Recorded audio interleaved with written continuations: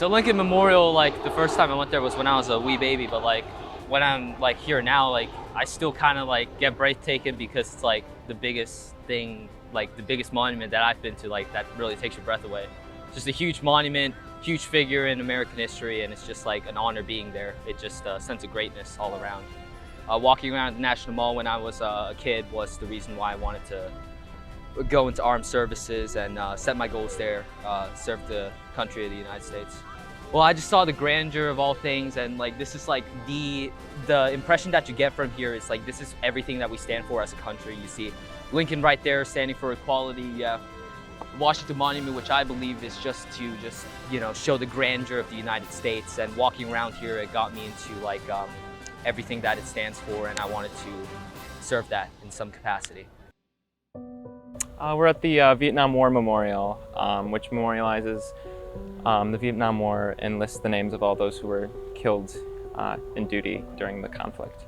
Yeah, so he was my grandma's cousin's son, my dad's second cousin, and he shared my grandma's maiden name. His name was Robert J. Schley, and he was killed fighting in 1967 at the age of 23.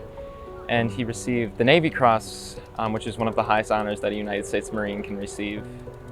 I think it's moving. I mean, I know he wasn't very closely related to me, but to see someone who, knew people that I was related to. I mean, my grandma knew him. I think it's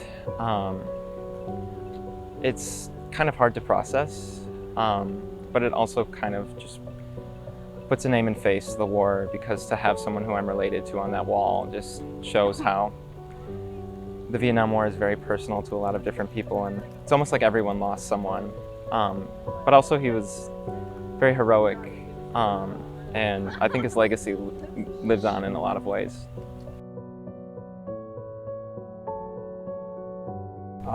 Our doctor on staff, his name is Happy Saddle.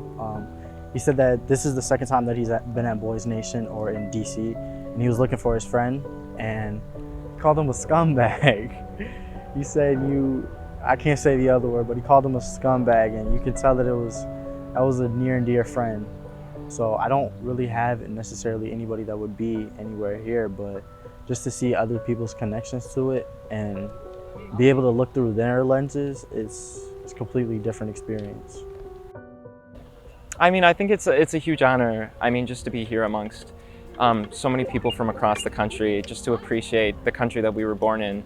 I mean, so many opportunities have opened up because of America, and I think it's given me a greater appreciation for where I live, and really made a commitment to me, especially seeing the veterans here and the sacrifices they made. It's really made a calling to me to want to do everything I can to make my country a better place in the future.